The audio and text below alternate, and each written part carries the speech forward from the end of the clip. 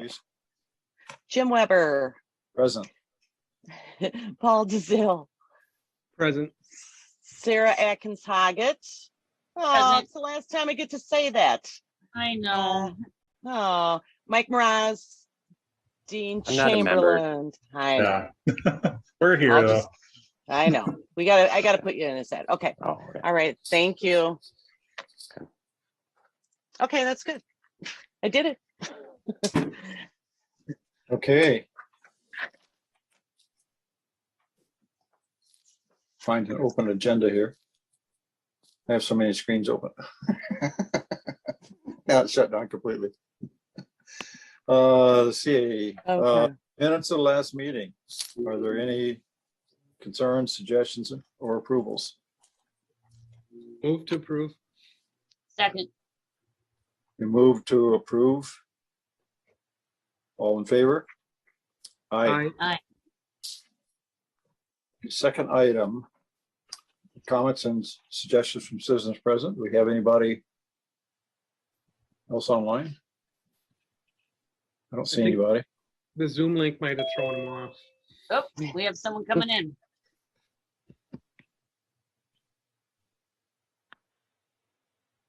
Hello? Hello. I see a Oh, hi, citizen, who are now a citizen present. Yeah, this is Pete Miller of 12th Street. Okay, thank you. We're at the citizens comment portion.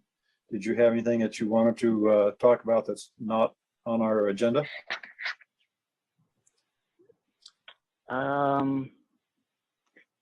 Let's see. I don't see, I was just chiming in on the 11th Street issue, but it looks like it is on the agenda. Okay. Part number 5, part B, so I'll just hold off. All right, great. Thanks for coming in. Pete, can you tell me what spell your last name, please? Miller. Oh, Pete Miller. Okay. And you're at 12th Street? Hudson. Do you need a street address, Deb? Yep. Street address? 222. Okay. Thank you. You're welcome. Okay, then moving on to new business, discussion on crosswalk safety at the intersection of Vine Street and Diamond Drive. Yeah, Go ahead, Mike. Oh, I'll say, Jim, you're probably very familiar with this intersection as it's in your district. It's the intersection next to the YMCA there. And, this has come up a couple different times since I've been here, just as far as overall safety of this intersection. I know when the Atwood property is being developed, we had talked about doing some type of, bridge system over Vine Street. We also talked about, Hawkeye systems or different other pedestrian safety systems. But anyways, Councilmember Hall had a recent incident that was discussed at the public safety committee meeting, where she almost hit an individual crossing the crosswalk there. And they had discussed it and wanted to forward it on to us for for any further discussion that we might have. Dean and I have discussed this internally. The incident happened at night, and obviously one of the things that they talked about was possibly lighting that northeast quadrant of the intersection. As right now, only the southwest quadrant, that's where the light pole is, and it doesn't reach across the entire intersection where the crosswalk is. So we put together kind of some preliminary estimates of what it would cost to put a light over there, or move. I probably wouldn't move, but put additional light over in that northeast quadrant. It's between $10,000 to $15,000. When the incident did occur, the pedestrian did not activate the RRFB that is there. And I don't know what we have to do. If we have to get like a 10 by 10 sign that says hit this button before you cross or something. It's just, you put this stuff out and then the people, but all right, I digress. So anyways, just kind of open for discussion. Dean, I don't know if you want to chime in anything before you open it up to the committee for any questioning. I think you did a good summary there. There's one thing I will say that I looked at kind of where those push buttons are located for the RFE. Just to see are they in a good spot for actually using them, because if the buttons are 20 feet from where you're supposed to be pushing them, like that doesn't make any sense and whatever. So on the side of the intersection. The button, I don't think could be in a better spot. It's like right next to the sidewalk, right as you're going to cross the street. That's exactly where you want it. On the north side, it's on the pole with the flashing light on it, which is because there's no, like, the trail is right up next to the curb there. It's so the pole is like on the far side of the trail from the street, so it's a little bit out of the way, but it's not, in my mind, that far away that somebody couldn't easily go over there, push the button, cross, whatever. So I obviously haven't been out there, nearly as much as probably any of you, but one of the times that I have been out there and I've seen people using the RFB there, I know that whenever I use them, and I have used that one at that intersection just to test it out to see if people would yield to me when I push the button and that kind of thing. And I've had really good success with that, both that one and other ones that are used. So I really don't have a good answer on that one, apart from, if we were to, eventually when we, if we proceed with like option 5 of the stimulus projects that we're going to talk about later, we could have an opportunity to maybe move that pole a little closer to the intersection. We could add another one in a new refuge island there, so it's more visible. And there's things we can do. It's just really not, it's cumbersome because of how the intersection is designed and set up right now. So yeah, I guess with that, I'd open up for any discussion or thoughts or questions on that. I think I recall when we started installing all these new lights is that there was some variability, adjustability in them in terms of how far the light would spread. That's going back 4 or 5 years, so I may be mistaken in that, but I thought there was some adjustability. I know it's still getting up from that southwest corner to either of the crosswalks. It's in the worst possible place. But I believe that light in particular is an Excel Energy light, and it's not one that we've installed as well. So I don't know that the head on the end of the light is up to what we would install when we do install light. So it may be a lower energy. It might not cast as much light as maybe we would like it to. Mm-hmm. Then, like you said, Jim, though, I'm not sure that most any light that you could put on that pole would reach all the way over to the far corner. So adding another one would probably be the way to go with it if we wanted to pursue that. So I saw in the minutes from the Public Safety Committee that they asked you to reach out to Excel, or I think that's what the minutes meant. They had said to reach out to our partners. But anyway, did anyone contact Excel to see if they could brighten up that light? I have not, and I apologize. No. I don't remember that being discussed, but that could very well have been discussed and I just missed it. Yeah, Morris had asked him, I assume that's you, to reach out to the partner on moving the light. Okay. So I'm not trying to, I just wondered if you had, and if you haven't, but I don't know, maybe they'd be willing, I mean, that might be something to relieve us of the headaches of moving it or making it brighter. Maybe they can make it brighter. Yeah. We can contact them and ask them about those two options. The other thing too is, from a pedestrian safety standpoint, I don't want to give, because it is such a busy intersection, by moving the light, I don't want to have pedestrians have a false sense of security that just by having an overhead street light in that northeast corner is going to alleviate the problems there.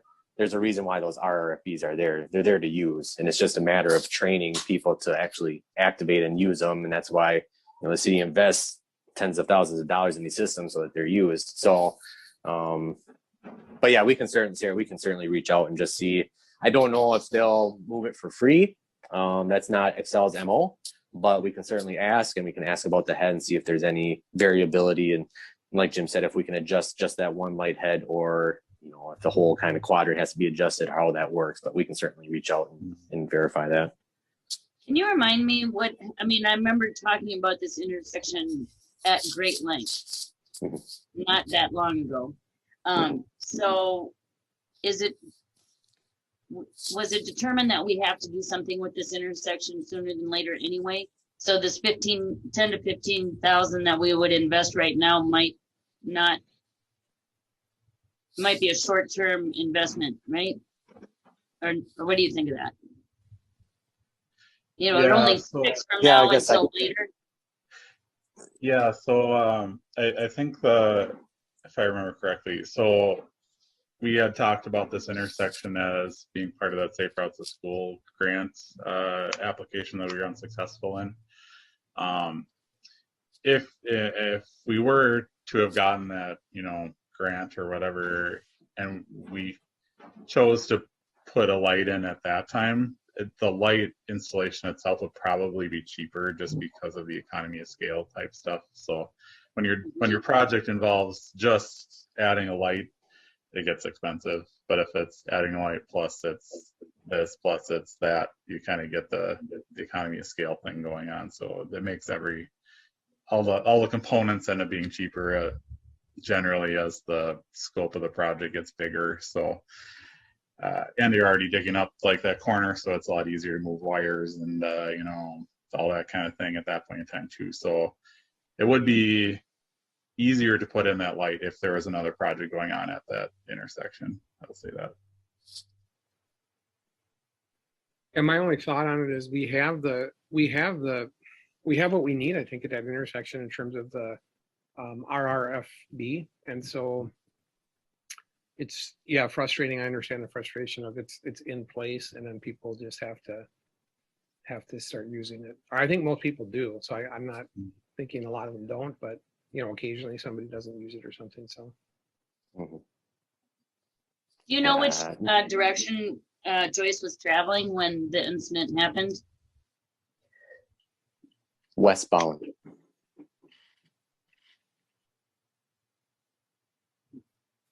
Yeah, And the person was going southbound?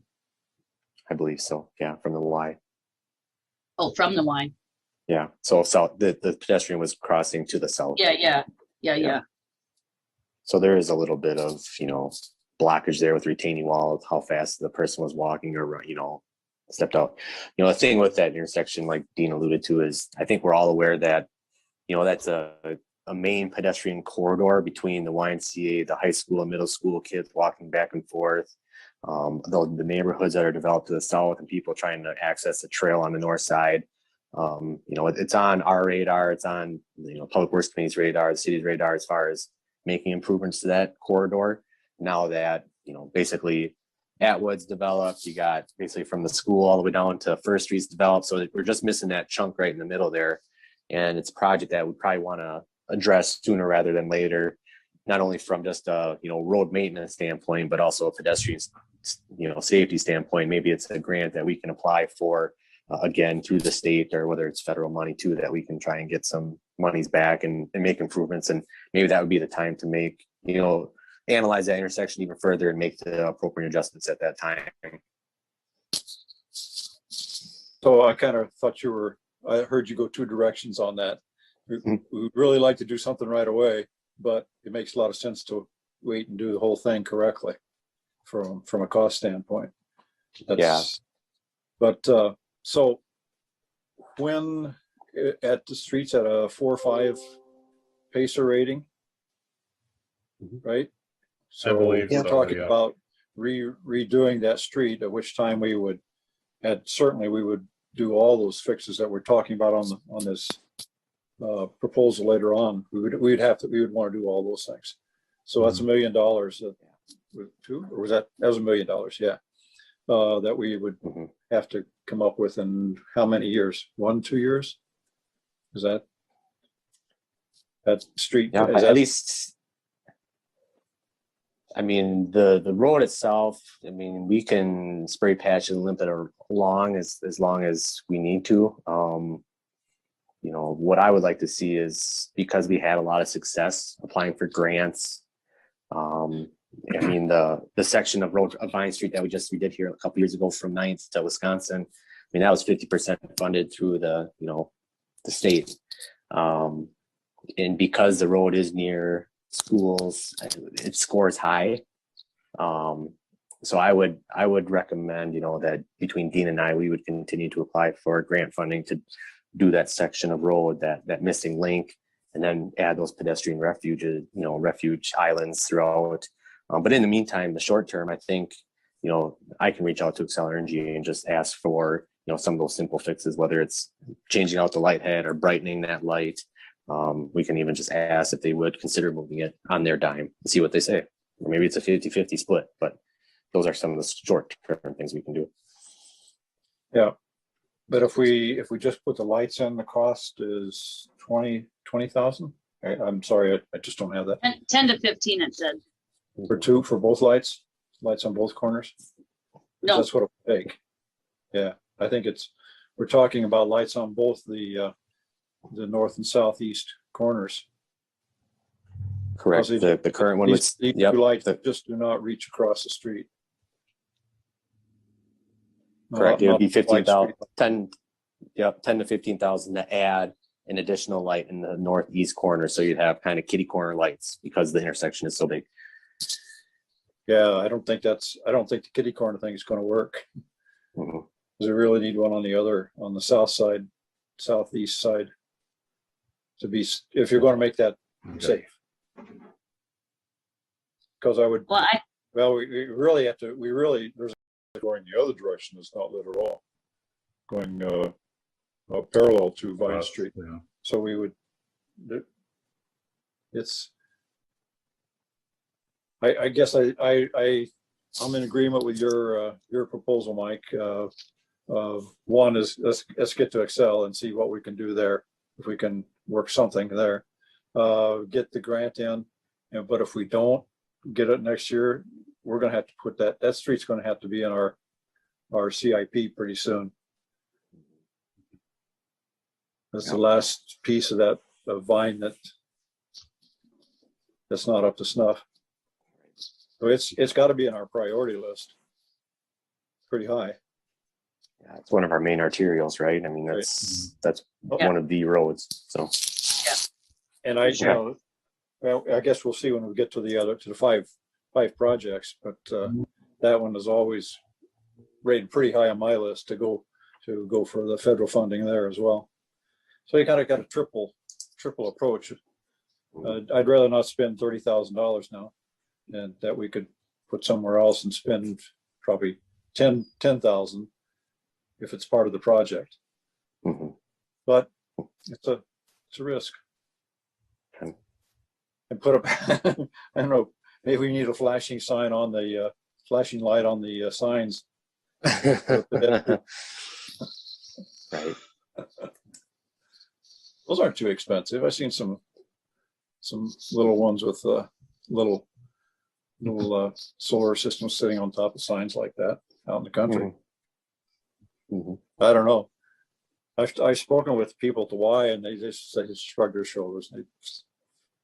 We can't get them to do it.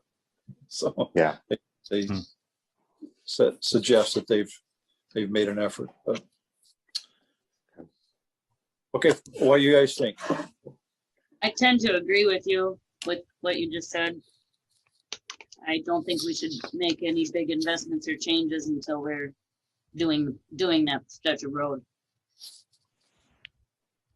But to reach out to Excel seems to make sense to me. You never know.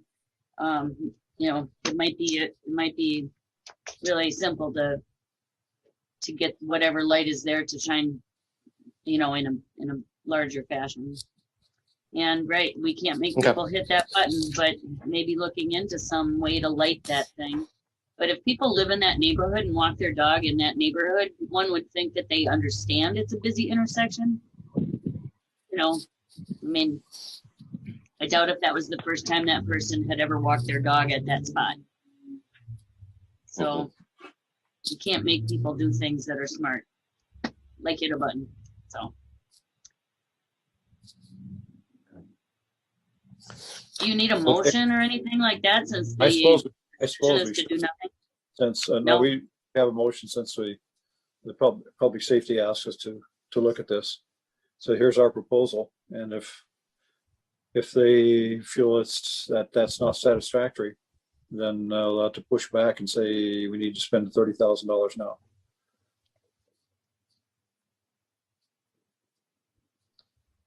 Of course, given that they So- have no budget, that's easy for them to say. Right. But it's So I fine. would move, Here's if you where want we're the at. motion, I'll make the motion. Can I throw out one other quick idea that's just kind of coming to me? You know, some places have little like orange flags that you use to cross busy intersections. Like River Falls has that kind of by the library there. I just wondering if there's something that we could just put at each end within a little basket or something. That's a little, I don't know what it is at night. I suppose it have to be like some kind of glow stick or something like that. But I don't know what it would be. But like if there's something that could that a pedestrian could carry across too, that might help. It just might be cheaper than 10, 20,000. You'd have to replace the batteries, obviously, but I'm trying to think about another kind of real easier, quicker, cheaper solution that might work. You know, the people could walk away with them too, because then you're like, well, we're out of them. But Yeah, that's what there was originally. That's what was there. oh, there was? Yeah, it used Tell to me- have it had the orange crossing flags Okay. at that intersection, and then they upgraded to this system. Yeah. So, I mean, you could do both, but we tend to lose the orange flags, or they get to one side and then nobody brings them back to the other side. So, Yeah, that makes mean- sense. I think it's problematic, but I just threw it out there. I yeah, actually like the system we have there, and I think if people use it, it's That's pretty awesome. good. And then I think Yeah. if we get those, I know Dean, we've talked about those islands, kind of, you know, so I think once the islands get in place too, I don't know, I just feel like we're on the right track already. I think it's not perfect, obviously, but I think we're on the right track with what we have on that intersection with the islands going in the future. So. Did the flags, when we did use them, did they, you know, did they seem effective, and did they walk away all the time? I would just think that teenagers at high school are just gonna grab them and take them home. yeah. The- Personally, I believe they're not the most effective. As you can see at the different locations that we have them, they're either none are there or they're all on one side and they don't get split out. You know, it's just, yeah. We have them, I don't know, maybe at 6 different places. I'd have to do a count. Do you know how many, Mike, we have? I know we have one of that type of system at Stage Line. Yeah. Just north of Red Cedar, but that's Right. 4 lanes of traffic people are crossing. But yeah, that's the only one that's off the top of my head, Deb. Well, no, we have 2 on 2nd Street, but they're not there because the flags are gone. There's one, on Orange Street, and then there's one by the Norlake building. That was the original one. Those were the original 2 on 2nd Street. So, Sure. But okay. All right, well, if Jim, you feel like we need a motion, Mike said we probably didn't, but I would make the motion if we want to have a motion. Yeah, we need to feed back to these guys. So Okay. let's. So I would We're move deciding to, not to spend the money yet. right. Do you need me to actually say something, Deb? What do you think, Deb? I'll move, Well, I'll move to do nothing except for calling Excel Energy and seeing if they can boost the amps on that light bulb. okay. Second. And the other part of it was to follow up on the grant Mhm. issues, the federal Right, fund and and the follow up on the safe federal routes. grant, or state grant, yes, safe to schools. looking at, yeah, okay. Second. Okay. I got it. Thank you. I get you. All in favor? Aye. Thanks. Okay, next item is, I believe, is 11th Street.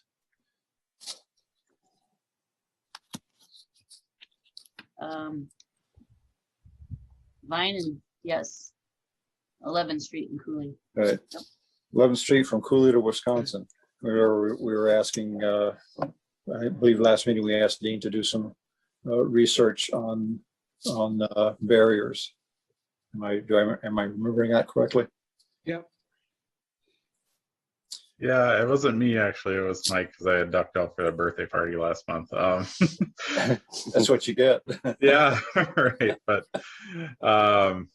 we did reach out, and Mike can probably explain this better than I can. But we did reach out to a company that's called Design Line, that they do kind of creative barriers for pedestrian and bicycle lanes on roads that incorporate the flex post delineators, but also some like more sturdy types of things that look better, I guess, than just flex posts. And I know Mike also looked into just flex posts as well. So maybe Mike, you can take it from there. But yeah.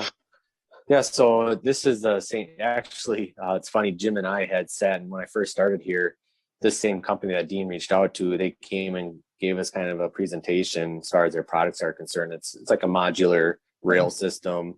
It's anchored into the pavement, and it acts as a little curb barrier with some delineators or some fancy, graphics or steel on top. They gave some examples that I included in the packet.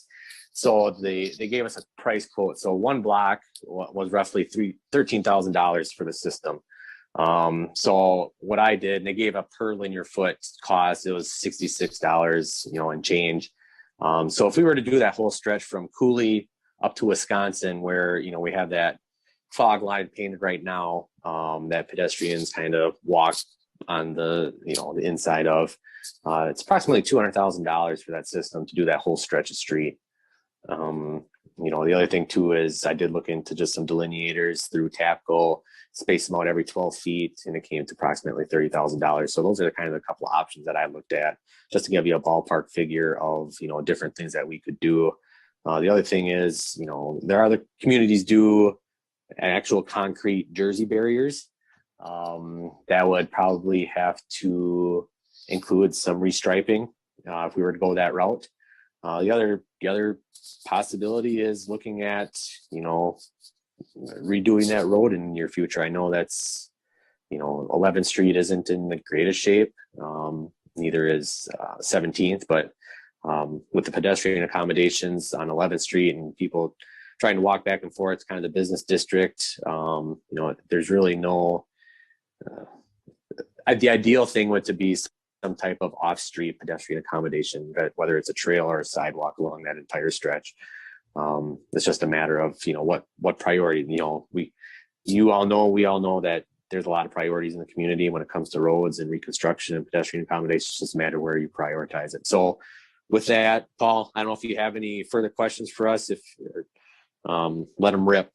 Well, first, just thanks for doing the research, because that's exactly what I was kind of thinking about. So I think you hit the nail on the head. I want to give, I think Pete is online, and he was the actual constituent that first got me thinking about this. So I wanted to give Pete a chance to maybe say some thoughts or questions, if that's okay, Jim. Certainly. Pete, are you there? Yep, I'm here. Do you want to give us a little bit of just a feedback? I know I had sent him the packet, so he's had a chance to look at the piece. So good. Yeah, so I did look at the Design Line proposed information, and just kind of brought up a lot of questions about, would the investment into that aspect really be very comprehensive, and would it be, just an extra cost for the city, to put it up and take it down, and then be a little bit clunky as far as people coming and going. And, what I noticed on that road is as pedestrians are maybe walking on the east side, there's just a white line there kind of protecting them from traffic. And then when you get to Cooley, you have to cross over to the other sidewalk to get to the bridge where the sidewalk is on the west side of the road. And so people usually diagonaling across the street about a block before you get to the light. to get over there and things. So in my mind, I kind of agree with the earlier discussion about, just maybe when it's due, try to incorporate some sidewalks and bike lanes so that it's really a thoroughfare. I think from the high school to get over the freeway, a lot of people go that route, and just really enhance the city's connecting routes for biking and walking. Say, Pete, do you think painting I'll ask Dean, he's the traffic engineer. Painting a crosswalk at Colonial to try to have people cross at that intersection before Cooley instead of walking diagonally, think that would be an ideal, maybe temporary fix, Dean? Well, so the problem is that there's no, as bad as the current setup is, just a painted line on the east side of the road, there's absolutely nothing on the west side of the road. So if you cross them over to Colonial, then you're asking people to either walk in the street in the travel lanes, or you're asking them to walk in somebody's yard or something like that. Which for able-bodied people, it's a possibility, but for anybody who's not able-bodied, or if there's a snowbank on the side of the road in the wintertime, like that wouldn't really work out either. If there was a sidewalk connection for that block, then that would make a lot of sense to get them over there before you get to the major intersection at Cooley. But I don't know if I would do that with what's there right now. Okay. But yeah, I totally agree that whenever 11th Street comes due for redoing, that would be one of the first things that I would put in there, is some better facilities for non-motorized traffic, because that's just such the important route for people walking to school and for connections for the bike network and everything. It's just kind of a shame that it is the way it is right now, because that was kind of short-sighted back when they built that road. But I would definitely support adding stuff as soon as we possibly can to that. It's just a matter of how to do it and when. So. Well, and I think whatever we do, if we were to do something now, it is going to be also impacted by the bridge project when that comes up, because we don't really know exactly how that project is going to even be yet. Mm-hmm. So making a decision now on on the pedestrian bike lane might be premature. Can I ask a couple questions about the system itself? So it's anchored, and then do we have to put it up and down before winter for plowing purposes? Yeah, there is the option. There are communities that do leave it up. I would highly advise against doing that, just because of the narrowness of the street currently, and having that extra maintenance to try and clear the snow out on the inside of the rail system. So a lot of communities that do have this type of system actually remove it and reinstall it, seasonally. So there's a cost to that as well. Yeah, for sure. And then I was a little confused by the packet. So they actually for the dollars. So the 203,000 is the design line product. Yes. And the other two options were what? I didn't follow that. So there was two options. One was the design line for 203,000. Yep. The second option was removable delineators, which are basically just the stand-up sticks. Yep. And that was for around 30,000. So what was 12,990? So Design Line gave us the quote for basically one block in their packet. It was from Laurel to Morrison, and that was 12,000. Yeah. If you extended the whole stretch from Cooley to Wisconsin, that's where it adds up to 203,000. Yeah, and if I could just throw into the $200,000 as if it was like one solid design line all the way through. Essentially, you can kind of make spaces and skip them too, to do a rail and then do a space and then do a rail and a space. And obviously we'll have spaces too for like driveways and intersections and stuff. So I think it would actually be less than what's there. That's in the packet. But in the 12,900, they came up with, they do this complimentary, you know, kind of like, here's how it could look and whatever. And they ended up spacing their rails out more even than what I was just saying.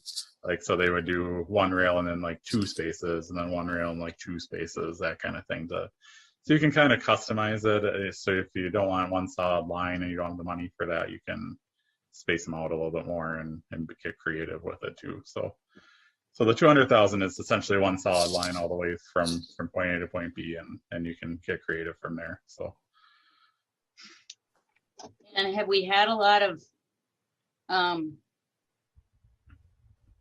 do you know if we've had any accidents or injuries or anything like that? I mean, since I've been here in 3 years, I haven't heard of an incident between a pedestrian and vehicle. I didn't look at the crash data, to be honest with you, Sarah. So that's fine. That's fine. Yeah. But yes, in 3 years, I haven't heard of anything on that street, but that doesn't mean it's not safe. I didn't look up the crash data either, so I don't know for sure. Yeah. The lack of safety discourages the use. I mean, 5 feet for two-way traffic, two-way pedestrian or non-motorized traffic is not enough. We all know that. So the real solution is sidewalks. But that's gonna have to have some new money sources for that. I guess I'm wondering, I kind of, and I concur that the long-term solution, I'm agreeing with you, Jim, and Pete as well. I'm wondering if we bought just a few of those units and put them kind of, kind of by Taco John's and then a little bit up just the next block or something, to where you establish that there's this, in the driver's mind, it's just more established that there's this biking and pedestrian lane. In other words, you don't have to go all the way down the street to do it. But I think if you put a few of them and space them out like Dean's talking about, maybe you just do the first couple blocks or something, and you use it as a way of, again, reinforcing that what's happening in that zone. And it also might help with that crossing Cooley, what Pete's talking about with where you get close to that bridge too. They don't seem to be real expensive to me for just a couple units or something. So I'm not necessarily saying that as a proposal tonight, but I guess I'm just saying something to think about. And then I think we can maybe circle back to this, because I think what I'm hearing is there's a lot of consensus that it's a long-term solution is much better to put in a trail or sidewalk. And I'm agreeing with that. So, but I'm just wondering if you want to think about playing with a few of those units again, somewhere where it gets busier in that intersection. So. Okay. I think that's an excellent idea, Paul. I think it might really work well. It would be good. The trial would be interesting to see what kind of reaction we get, for one thing. Mm-hmm. The other part is we do have that issue in that first block from going north from Cooley. There is no good solution there except a sidewalk. Right. You can't cross. Otherwise, people do it. It scares me to death. Right. Cooley is an issue as well. The lack of sidewalks, or the fact we have sidewalks, and then we have none, then we have sidewalks. So that's Mm-hmm. You want to think about a long-term problem? So maybe Okay. for tonight, tonight we just, don't need to take action, I'm thinking, but maybe we revisit this a little bit and kind of keep thinking about that a little bit. Does that make sense? Okay. Dean, if you thought about, hey, if you bought 2 units, where would you put them, or that kind of thing? What would be the best placement? It doesn't have to be, I'm not asking for a lot of time, but just something that would be, again, introducing that to drivers' minds as they're going through that they're crossing the bridge or they're coming off a coulee and taking a left or whatever it is. So. Sure. Yeah, that sounds good. Okay. Thanks for you. attending. Yeah, thanks, Pete. You're All right, welcome. appreciate the chance to give feedback.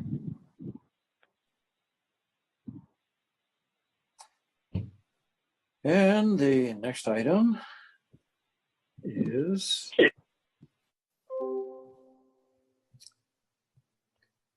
looking, okay, discussion of possible action on potential federal stimulus projects. Yeah. So Probably have the old stuff up. Go ahead, Dean. yeah. So sorry, I attached the wrong diagrams or whatever to the packet. Deb worked her magic and got the links to the correct attachments on the agenda itself. So if you open those up, you can see the actual what the attachments were supposed to be. But anyway, so we talked about this obviously last month, introduced some of these potential projects, and then there's some questions about, you know, what kind of safety issues are we seeing out there? What kind of traffic volumes are we talking about on these streets? So some more information to help maybe prioritize some of these projects if we don't have the appetite for doing all 5, you know, what are ones we could prioritize, that kind of thing.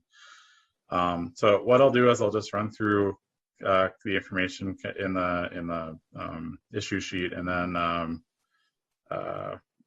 kind of maybe talk about too how some of these safety issues and stuff could be helped by some of these projects that we're talking about. And then, yeah, discuss further if we want to move forward with the topo survey stuff for these projects. So first project is the Carmichael Road Mill Underseal and Overlay project from Interstate 94 to Riverview Drive. The PACER rating in 2019 was a 5, which is in the mill and overlay range, but because of how much cracking there is out there, we feel that it needs an underseal to resolve. An underseal being, so you take off the top layer pavement, you put down a chip seal coat like we just did on Hagen Street last year, then you pave over that. And so what that does is that gets rid of a lot of the what's called reflective cracking that comes back through the new pavement layer. So it keeps the water from penetrating the top layer pavement again and causing problems again. So Carmichael Road, the traffic ranges from 7,400 near Albert Street to 34,000 closer to Interstate 94. So lots of traffic on Carmichael Road, everybody knows that. As you can imagine, there's a lot of safety issues on that stretch in a 5-year period from, I think, 2015 to 2019, if I recall correctly. There were 251 crashes, which is a lot. So the crashes range, they're rated from K, A, B, C, and PDO. So K is a fatal crash, K meaning killed. A is an incapacitating injury, so somebody gets put in a wheelchair for the rest of their life kind of crash.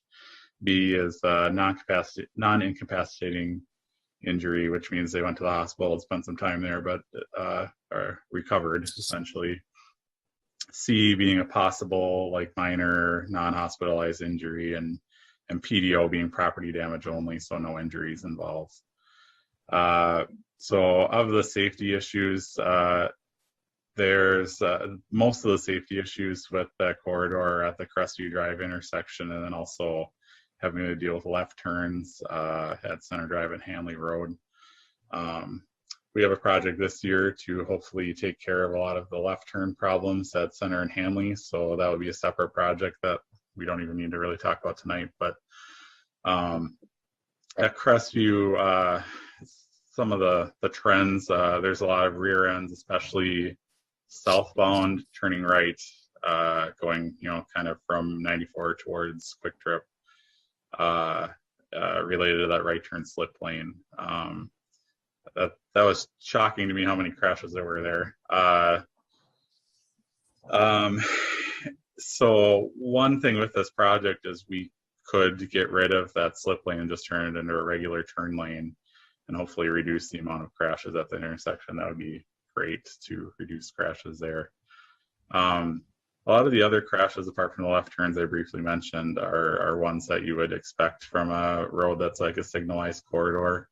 There weren't a lot of surprises to me, I guess. There was one pedestrian-related crash at Center Drive in the crosswalk across Center on the west side of the street by Burger King, crossing from Burger King towards the hotel. Somebody encountered a pedestrian there. The rest of them, lots of rear ends, lots of some right angles, which happens when people run red lights. That's kind of to be expected. So yeah, with the project, we'd also replace the trail. We don't do pacer ratings for trails, but I can tell you it's in poor condition, and anybody who's been out there knows it's just about to turn to gravel pretty much with how bad it is out there. So I put together which trail? Which trail are you speaking? Are you speaking of the trail along Carmichael? Yeah, along Carmichael. Okay. Yep. So the project's cost, so the mill under seal overlay, replacing the trail, all the pedestrian ramp improvements, that kind of thing is looking at about $2 million, including engineering costs. A lot of these, when we get federal funding, a lot of the grants are 80-20 federal local. So assuming that the city cost would be about $400,000. Now, we haven't heard exactly what the split is going to be for this infrastructure bill stuff. So that's kind of to be determined. But the total project cost would be about $2 million.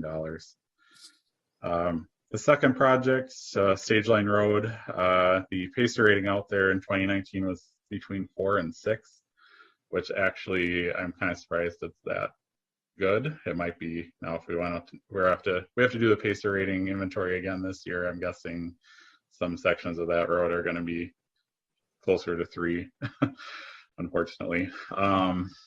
So daily traffic is about 4,300 vehicles, which is so the road is definitely way overbuilt for the amount of traffic that it sees out there. Surprisingly, there weren't a lot of crashes out there. And I'm not exactly sure why. I kind of would expect that there would be more with I'm guessing people speed quite a lot out there. So the potential project would be to get rid of through lane in each direction and turn that extra space into a trail, probably on the south side of the road. So the approximate cost of that project is about $1 million, including engineering costs. Third project, Cooley Road from 2nd to 11th. The pacer rating in 2019 is a 5. The average daily traffic near Berkmos Park is 12,700. Which, there's a lot of traffic goes through there. Obviously, you know that. A lot of the crashes in the project area were involved the 11th Street intersection, and this project wouldn't probably do a lot to the intersection itself, but it's not surprising that that intersection would be where most of the crashes were. There was a few issues down by the Casanova Liquors area down there with people trying to get around people who were turning into the parking lot and getting rear-ended, and somebody backed into a parked car and that kind of thing. So that was interesting. That could be some things that we could try to help with this project. So the project would be to mill and overlay the street and then expand the sidewalk on the north side to a trail section. So from 5 feet to 10 feet through that area. The cost of that project would be about $1 million, including engineering costs. Fourth project, 9th Street between St. Croix and Vine. The pacer rating in 2019 was a 3. I'm guessing right now it's probably closer to a 2. So that street, I think, needs to just be reclaimed and kind of start over with the pavement on that. The daily traffic amount is about 1,300 vehicles near Myrtle Street in 2015. There really weren't a lot of safety issues. There was somebody that ran into a power pole. They can't really help those kind of issues unless you get rid of all the power poles. and then somebody backing out of a driveway makes sense. So the project would reclaim the pavement, put down new pavement, replace all the pedestrian ramps on that corridor. It'd be about $600,000. And the last project, Vine Street between Wisconsin and Diamond, or east of Diamond, the pace rating was between 4 and a 5. The traffic volumes were about 5,400 in 2018. I would imagine it's probably even gone up since then. It's interesting at Diamond Drive, there were a few people that got rear-ended because they were stopped for a pedestrian in the crosswalk that we were just talking about. There's a few rear ends that drive various driveways on that stretch, but nothing that was really seemed out of the ordinary for that segment of road. The project to mill and overlay the pavement, replace the trail on the north side and pull it away from the curb as much as we can is about $750,000. As we talked about last month, our partners at Bolton & Mink put together an estimate for what it would take to do the topographic survey work that would be required to move forward with designing the project. And for all 5 projects, the total was about $50,000 for doing the survey work for all 5 projects. So we would have to find the funding for that work if we wanted to move forward from it. So yeah, tonight we just want to discuss further these projects and whether it is worth it to keep going on getting these projects designed. We did receive some letters of engagement from Bolton & Mink, but it was after the packet was already put together. So I would suggest that if we want to move forward with doing the topographic survey work, that we would just bring whatever letters of engagement to council to just discuss there at that time. So yeah, I'll open up for any discussion or questions. Hey, Dean, just before we do that, I'm assuming when the federal monies are available, we could probably lump a couple of these projects together, I would assume, or is it just going to be one project only? So that's going to be determined. It probably would be easier to lump projects that are close geographically. So like 9th Street and Vine Street maybe could get lumped together because they're close enough together.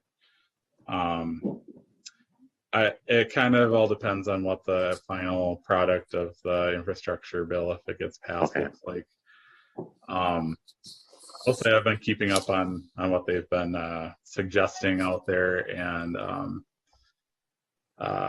there's not a lot of details yet. They kind of released the high level numbers for what they're proposing to spend on like roads and stuff. Surprisingly, of the $2 trillion, like not that much of that was pegged to go towards streets and stuff like that. And I don't want to opine or editorialize on that, but it was kind of surprising to me that it wasn't more than that, but more than what they had said. But I do think that it's kind of our assumptions that so they're going to prioritize projects that are ready to go, and ones that are on busier streets is probably still safe assumptions to make for moving forward with some projects. I was actually just talking to John Prody at SEH today, and he kind of ran that stuff by him, and he's kind of suggesting that we were on the right track too, from what he's been hearing from his sources, wherever they are.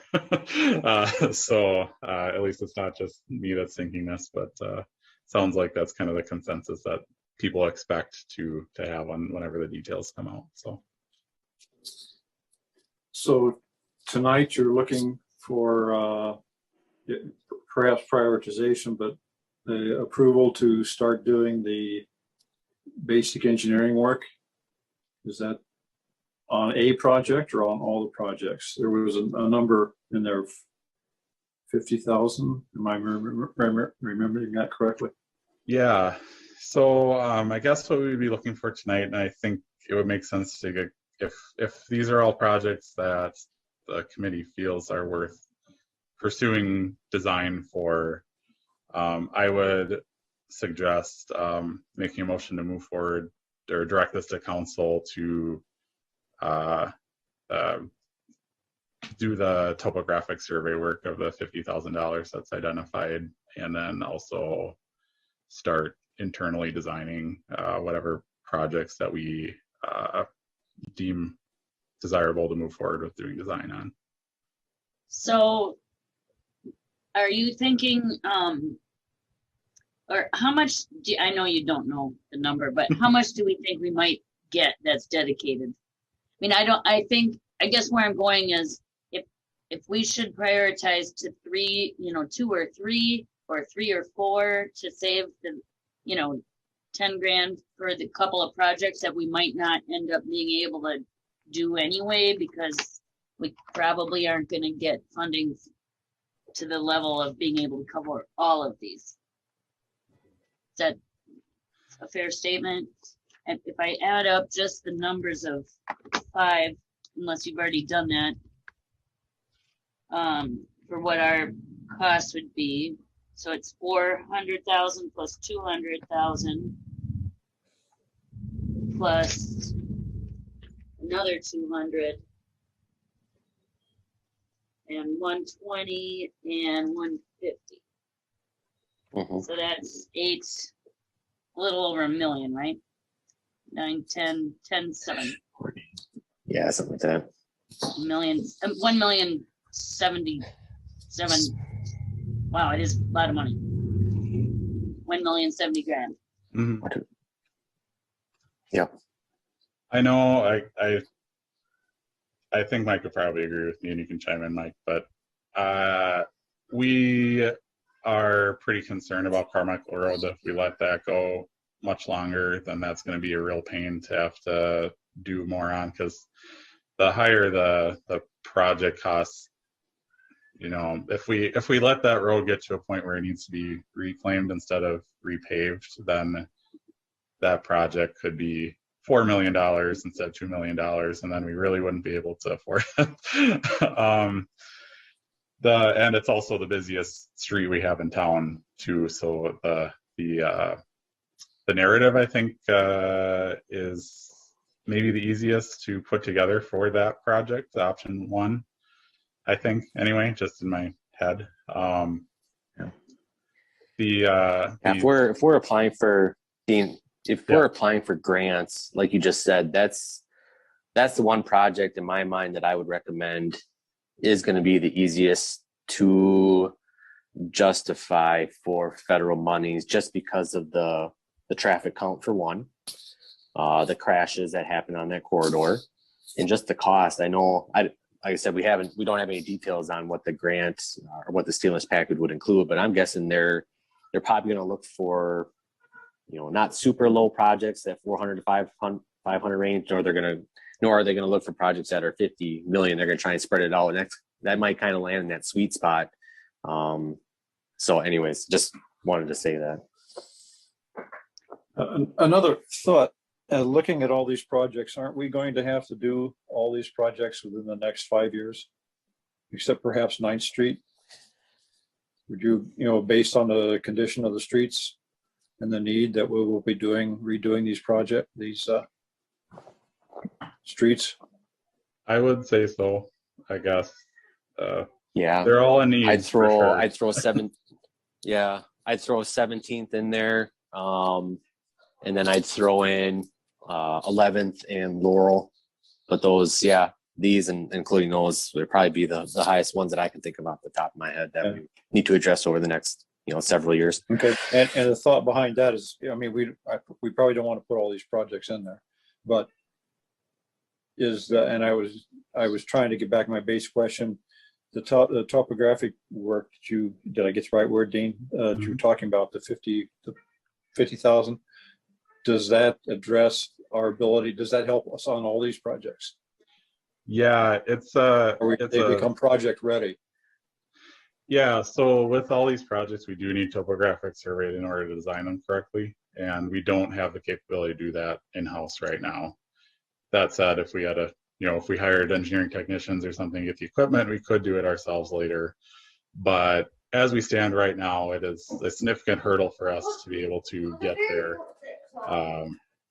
So if we were able to get that hurdle out of the way, even if we don't pursue the grants for all 5 of these projects, or whatever stimulus bill funding for all 5 of these projects.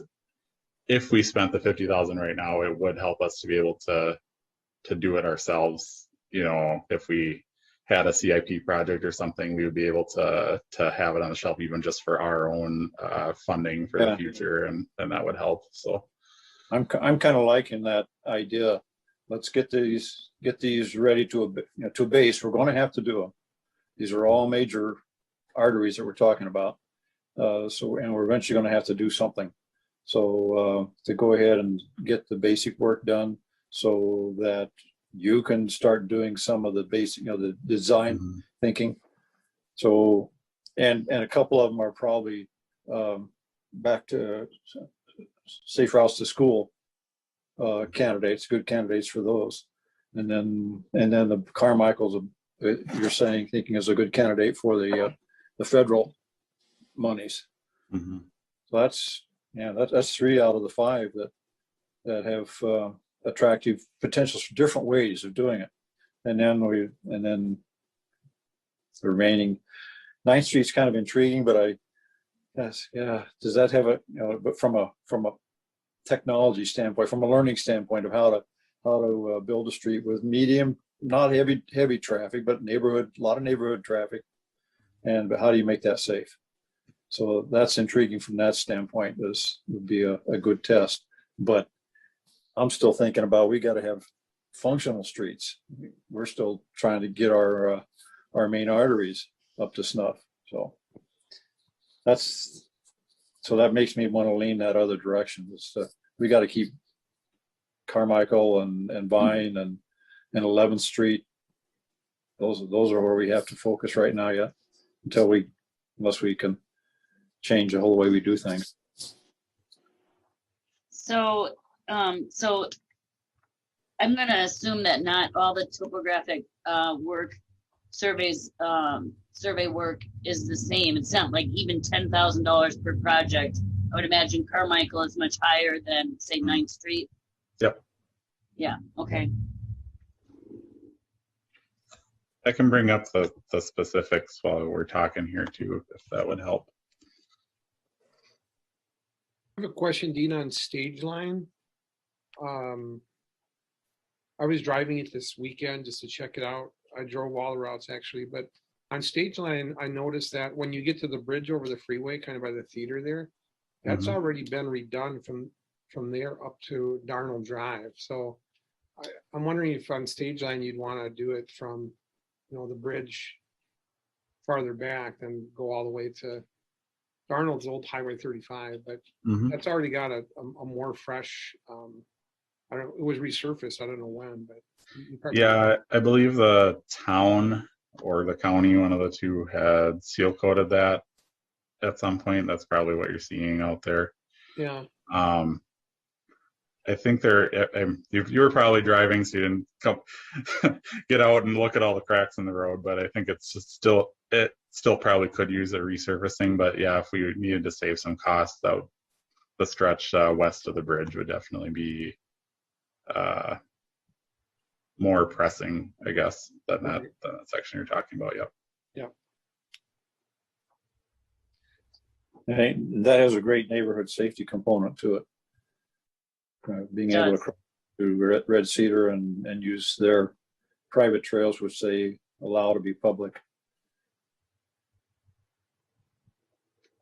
So I just brought up the cost for the various topo surveys. Carmichael Road is about 15 grand.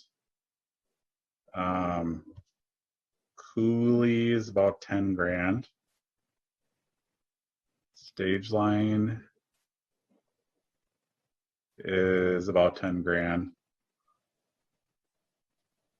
Which one am I on? Vine Street is a little less than 10 grand, and 9th Street is about 7,500.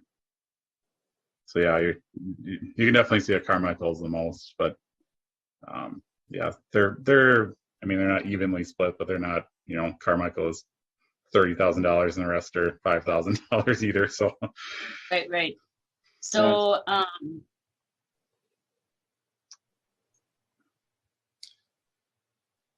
I guess I would make a motion to, do you have a funding source? Where did the 50,000 come from? So that's a good question. We haven't really identified one yet. There is the potential for the savings we have from the 35 project to use some of that towards this. I know we'll probably talk more about that on Monday with the sidewalks and stuff on 2nd Street on Monday, but that's a possibility that some of that savings could be used for this. I think Mike and I probably have to scour some more of the budgets to see what's out there too. Just The other thing off the top of my head is if for our 2021 street maintenance projects, we're gonna be bidding that out here the next couple of weeks. If the bids come in under, there's another potential funding source there. Like Dean said, the Highway 35 savings, undesignated capital from council contingency. Those are the three off the top of my head that we would probably look at using. Did we have any money left over on snow removal budget? We had a pretty easy year. No, nothing. Yeah, we could. Yes and no. We can dip into it, but then if we get heavy snow in November and December, at some point, then we're going to be over there. So try not to dip too much into that. From a project standpoint of priorities, I hear what you guys are saying about Carmichael. That probably is our number one focus, and that's a big project and has a nice fit. I like Cooley and I like Vine Street because they finish connection. Cooley, once we do Cooley, then we're connecting downtown to the 11th Street Bridge, which we have a plan for. And then once we get that done, we've basically almost got that route clear out of town. So we've done piece by piece, we're putting that route to go south together. So I like that for that. And then Vine Street, of course, is just finishing up the two pieces we have on either end of that piece. We have decent pathways. We've gotten that done. So I kind of like those three projects for those reasons, finishing up major roadways, major connected, and a lot of connectivity for pedestrians and bicycles. That's those. I mean, the other projects are good, but those three pop to my mind for those reasons. I just like, let's finish something. Let's actually hook something together and show that we've got a plan. Yeah. But I also like I Cooley. guess Go ahead, Sarah. I just wanted to say I agree, Jim. Those three would be my top three as well. I like Cooley as well. And my question on Vine is a timing one with so close to the high school in a sense. So I don't know what the timing would be, but I would be concerned about needing to get that done in the summertime. yeah. I don't know how this is all going to play out with grants and federal monies and stuff like that, but that's just to make a note of that, I guess. And I actually really like 9th Street too, just because again, when I drove that, I thought it was in the worst condition of all these, and there's a lot of bad roads that we're looking at right now.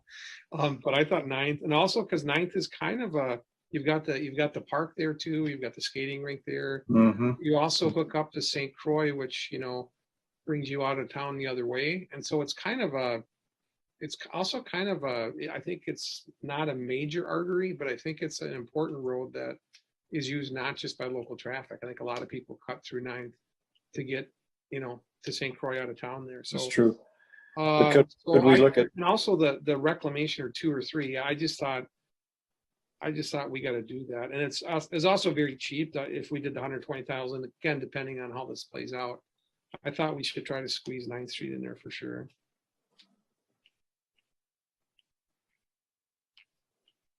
But are you guys looking for like we have to put them in order tonight, or are you just looking for that we want to approve the 50,000 and find money for it to get the surveys done on all of them? Yeah, I think the biggest takeaway for tonight, in my mind, would be to move forward with the 50,000 or some portion thereof to move on to council, if that would be okay. Yeah, I think we for sure should do that. I can try to do a motion and ask my colleagues if they want to amend it to make it right. So I would move that we approve I would move that we approve up to 50,000 for the topographic surveys, and that we find funding sources for them. And again, I don't know if we have all the funding sources. That's why I'm saying up to the 50,000, because if we only find 30,000, then we have 30,000 to work with, or whatever it is. So does that make sense?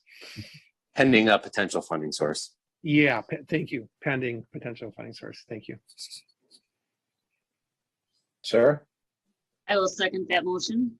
I think it's worded well. All right, it's moved and seconded that we authorize up to $50,000 for the topographic surveys on the projects that we've discussed. And all in favor? Aye. Aye. Aye. And I think we've probably set our priorities too as well. I see Yeah. 9th Street as an attractive project is way different, but I also think we need to make sure we look at that one hard for I'm not sure we've looked at that for the pedestrian safety that may want to increase in there with the parks and the hockey rinks down there. So, but phew, you guys have what you need? Yep, I think so. Thank you.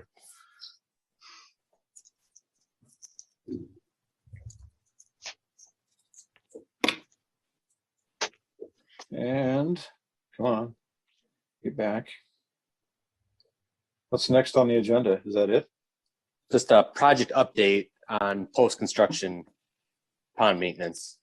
So thanks to our GIS technician, our coordinator, Nick O'Brien, he's been busy putting together some software that staff can use out in the field to do post-construction inspections, illicit discharge inspections, and construction site inspections, which are all required by the MS4 program.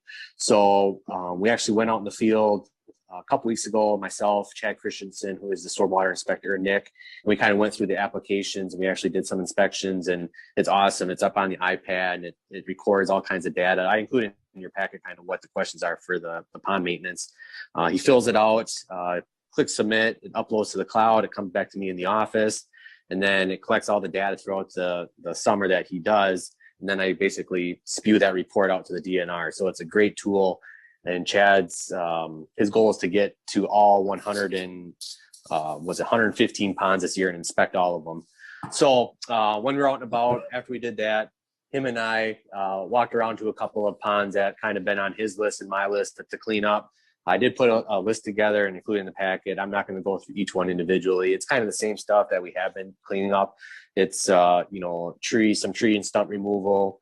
It's some structure adjustment. It's cleaning. There's 3 ponds. This is kind of interesting. 3 ponds behind the Christian Community Home off of Wisconsin. And the 3 ponds are kind of linked together. There's one directly behind the Christian Community Home. And then that one links to one that's near Grandview on the west side. And then it shoots underneath and goes to a pond on the east side of Grandview. So they're kind of linked together as overflows. Well, the middle pond, both the outlet that empties into the pond and then the overflow structure that is supposed to collect the rain and go to the east side, both of those structures are under sediment, so you can't even see them. So we, after our last heavy rain, we went out there to try to find them. We couldn't find them. Went back after the rain had soaked in. Still couldn't find the structures. We had to dig around and poke around. They're like 1.5 feet under sediment.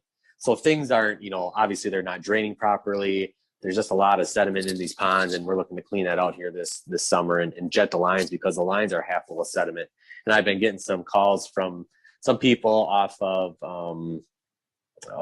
Wisconsin about the water's raising up in my yard more than it used to be, so on and so forth. And there's a reason why, because half the everything's under dirt. So anyways, I just put that in your packet. Obviously, you know, as time allows, we go through, we remove the trees and the ponds. I'm going to be giving my spiel to the council at the next meeting.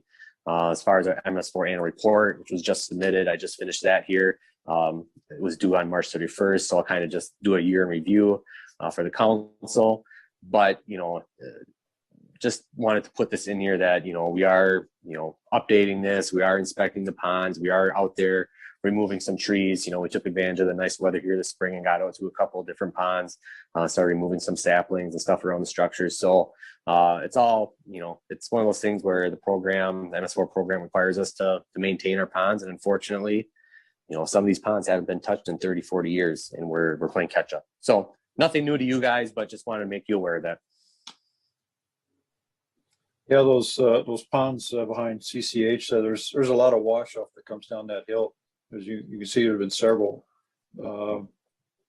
deluges of mud and stuff coming down through there many times. So yeah, there's an issue there. Yeah, and obviously when we're doing large scale tree removals, you know, there's a pond just to the south of St. Pat's, which is right off of Vine Street there by the high school. When Chad and I were walking it, you know, that pond hasn't been touched in, like I said, 30 years, 35 years. So there you got trees that are, you know, established, right? And so obviously I'm gonna have to do a good job of communicating on the front end when it comes to that type of thing, as far as, you know, why we're having to do this, the outcomes, so on and so forth, to, you know, the adjacent residents, because they look at it and they probably think it's a woods, right? And you wouldn't even know it's a stormwater facility. So, you know, when we're doing that type of thing, you know, the communication's key. We're trying to get to them trying to get to them before that happens. But unfortunately, like I said, there's some that we just have to go and clean up, but we'll kind of pick away at it here as time allows and staff time allows. Yeah, it would probably, when you're going to be doing one of those in somebody's district, to kind of let them know too, that you might be getting calls. Here's what we're doing. Here's why. Yeah, makes sense. Fortunately, I know Diamond, but all too well, Jim. That's all I got for that. Awesome. That's really, really great that you're getting that that's underway and it's going to be so professionally done. I know it. Really, I think that's a real step forward for us. Yeah, I'm excited. Yeah, thanks for your work on that, Mike. That's awesome. Yeah, really. Yeah. And then as far as other project updates, I've been out of town the last couple of days, and I know Dean, he's been out last week too. So I don't know, Dean, did you get any communications with the state on the Highway 35 project at all? Not much. And in fact, it's a little worrying to me because they were supposed to have awarded the contract, well, before I went on vacation, and then I was expecting, it'll just be while I'm on vacation. I checked today and they still haven't done it. So I don't know what that means, honestly. Yeah. Hopefully it just means somebody forgot to sign a sheet of paper somewhere and it's not going to delay things. But if there's something else going on, I don't know. I have a call in to WISDOT to figure out what the heck is going on there and just make sure it isn't something that they're missing from us for whatever reason or what. But they let 40 projects on the same day as ours, and ours is the only one that still hasn't been awarded. So I don't know why, but that ain't good. Well, that's a good way to ask the question. Is there something that we didn't do? Yeah. So obviously we'll keep, hopefully we hear something this week that we can give an update to council on Monday.